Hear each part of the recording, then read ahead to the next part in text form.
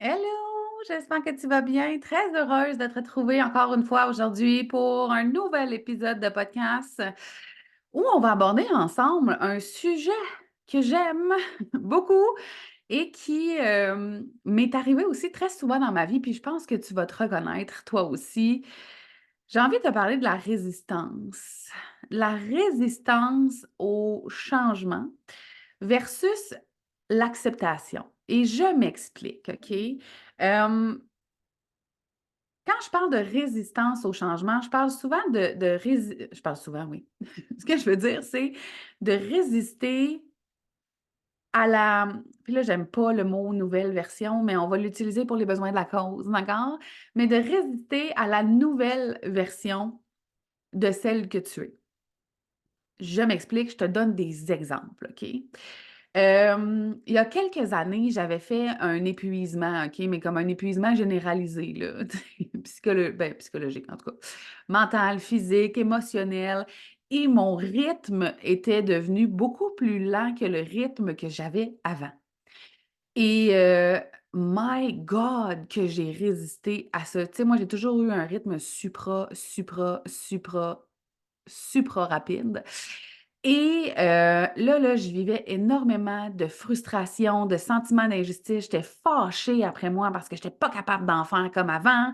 Là, ça me créait du stress, de l'anxiété, parce que là, d'habitude, j'aurais déjà eu fini de faire ça, puis là, pourquoi c'est long de même, puis là, quand est-ce que je vais être capable? Puis au lieu de complètement accepter le fait que j'avais maintenant un rythme plus lent, que c'était peut-être temporaire, peut-être pour la vie.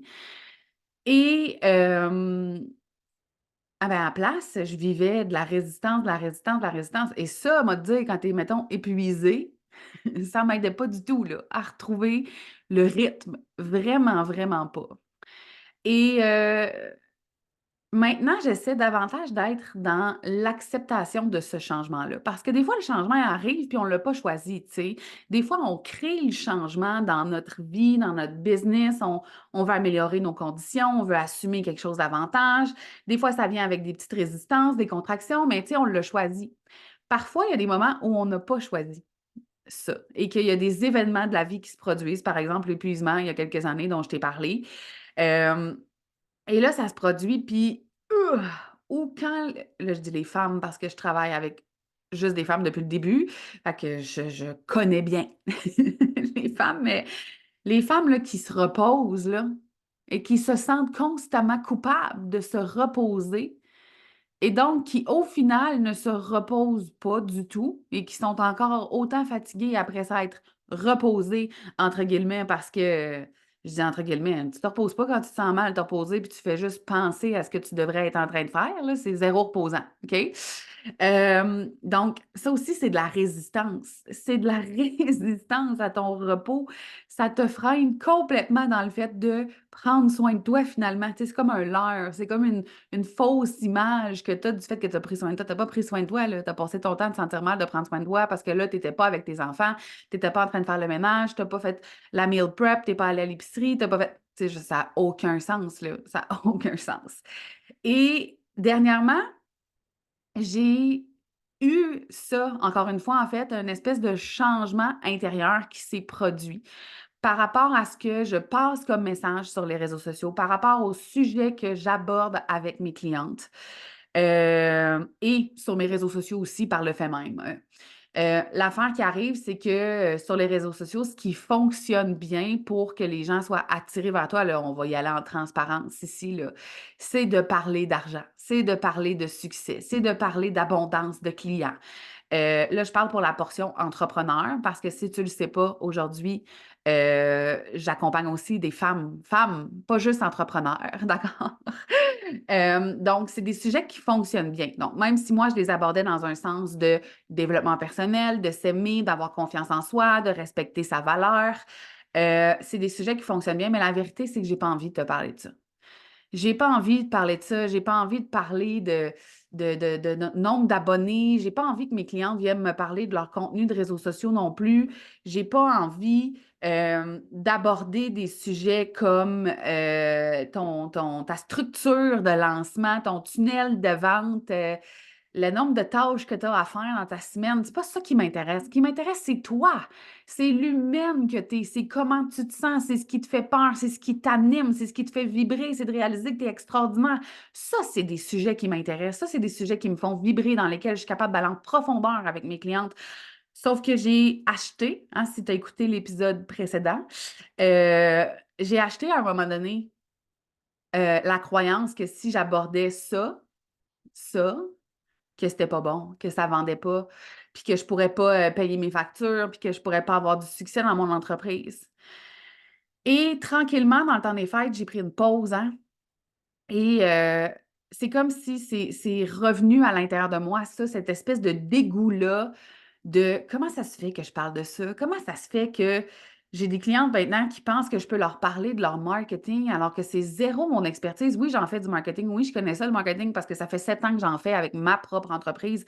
Mais est-ce que c'est ma zone de génie? Est-ce que je peux vraiment conseiller quelqu'un là-dessus super bien? Pas pantoute. Et la raison du comment ça se fait, c'est parce que moi, j'ai fait ça. Moi, je suis devenue, puis là, encore une fois, j'utilise le mot version, même si j'aime pas ça, mais j'en ai pas trouvé d'autres. OK? Mais je suis devenue une espèce de version de moi, de ce qu'il faut pour réussir, c'est ça. Et là, c'est comme si, à la fin 2023, cette version-là, ah, je l'aimais plus, là, je l'aimais plus. Puis j'avais envie que mon message change, j'avais envie d'aborder ce que moi je juge comme étant les vraies affaires. Et quand il y a un changement intérieur, là, tu vas comprendre où je m'en vais avec ça, mais quand il y a un changement intérieur, ça vient avec la crainte de «Oh mon Dieu, mais ça va encore fonctionner? Ils vont encore m'aimer? Ça va interpeller les gens si je parle de ça? C'est-tu correct? C'est-tu parce que je veux pas faire un effort?» Là, il y a des questionnements, il y a des peurs, il y a des questionnements, il y a des doutes, jusqu'à temps que je réalise que je devais laisser aller une certaine version de l'entrepreneur que je suis pour en faire naître une autre, qui est encore davantage dans mon cœur. Puis c'est pas qu'à ce moment-là, je n'étais pas dans mon cœur, OK? C'est juste qu'on est des êtres d'évolution. On change, on évolue, puis au lieu d'accepter qu'on est en train d'évoluer, puis qu'on va créer quelque chose de complètement nouveau, puis d'aussi grand, puis de peut-être encore plus grandiose, on résiste comme si c'était mal de changer, comme si c'était mal d'évoluer. Et c'est extrêmement souffrant de rester dans la résistance au lieu d'accepter ce qui est. Parce que justement, ça nous fait douter de qui on est, de notre validité, de notre valeur, de ce qu'on peut accomplir, pas accomplir, de ce qui est bien, de ce qui est mal. Alors qu'on est des êtres d'évolution, on est ici pour évoluer, pour changer, pour se transformer, gang. Fait que c'est correct que notre perception du monde change, c'est correct que ce qu'on veut faire comme job change, c'est correct qu'on veut changer de chum, qu'on veut changer de maison, changer de ville, déménager, changer de personnalité, changer de look. Tout ça est correct. Puis au lieu d'y aller, puis de le tester, puis de l'essayer, souvent, l'humain, ce qu'on fait, c'est qu'on résiste.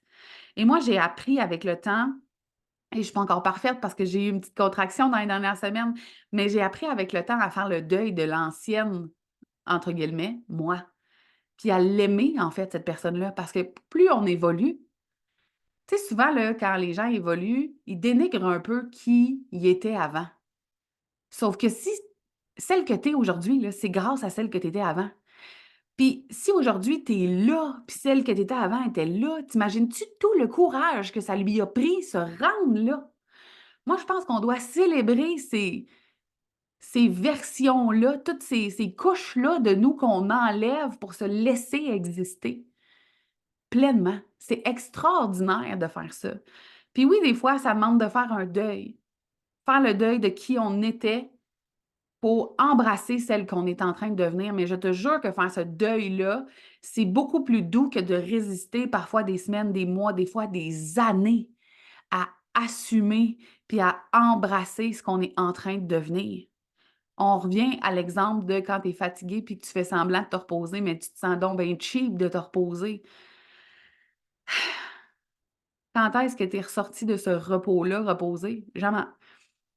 Fait que quand tu résistes comme ça au changement, celui que tu as choisi, celui qui se passe à l'intérieur de toi de façon un peu insidieuse jusqu'à temps que ça s'amène à ta conscience, au changement que la vie crée elle-même dans ta vie parce qu'il arrive des défis, des obstacles, des opportunités, ben, tu te fais juste souffrir. Tu ralentis le processus. Tu te fais douter de toi au lieu de juste te prendre dans tes bras puis y aller puis avoir confiance.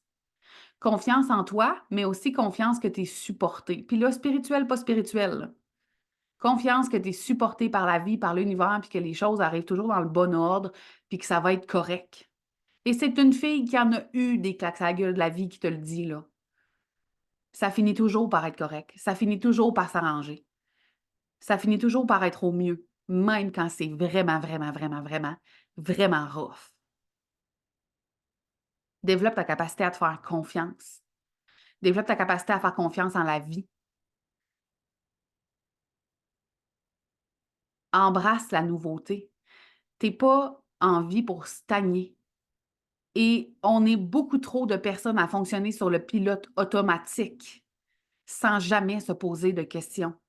Et de mon point de vue, ce n'est pas ça le sens de la vie, ni l'essence de la vie non plus. Embrasse le changement, sors la résistance. Essaie-le une fois, puis viens m'en parler, puis viens me dire comment tu t'es senti, puis à quel point ça a été plus doux, plus apaisant. Puis si tu as envie de développer ta capacité à t'aimer, à créer du changement autour de toi pour que ta vie soit plus fluide, plus facile, pour que tu te trouves fabuleuse, extraordinaire, que tu embrasses les opportunités qui se présentent à toi, que tu les crées aussi, je t'invite vraiment à rejoindre le membership Révélation. Euh, c'est un membership de développement personnel, que tu sois entrepreneur ou non, ça s'adresse à toi. On va travailler en profondeur. Tu as des exercices super concrets pour vraiment t'aider à trouver tes propres réponses. Parce que non, je n'ai pas les réponses pour toi. Puis je pense que si tu es le genre de personne qui achète les réponses des autres, c'est justement le temps d'aller trouver les tiennes. Et c'est un endroit formidable, super abordable, dans lequel tu peux te retrouver et qui va complètement transformer ta vie. Je vais te mettre les liens, je les mets toujours dans les show notes du podcast. Et donc voilà, embrasse le changement, lâche la résistance, lâche la résistance. Je suis certaine que ça va juste créer quelque chose de complètement magique dans ta vie. Fais les petits deuils de qui tu étais, aime celle que tu étais aussi. Félicite-la, sois fière, tabarouette, parce que c'est toujours grâce à elle que tu es rendu là où tu es rendu, que tu as pris de l'expansion à l'intérieur de toi, que tu as créé quelque chose de grandiose, que tu as la relation de couple que tu voulais, que tu as maintenant le poste à la job que tu voulais. C'est à cause d'elle, parce qu'elle a eu le courage de choisir tout le temps, tout le temps. Fait que voilà, j'espère que cet épisode-là t'aura fait du bien. J'espère que ça t'a apporté des prises de conscience aussi. Encore une fois, je t'invite à partager le podcast sur tes réseaux sociaux, à mettre un petit like, un commentaire. Ça me fait toujours plaisir. Et nous, on se revoit dans un prochain épisode.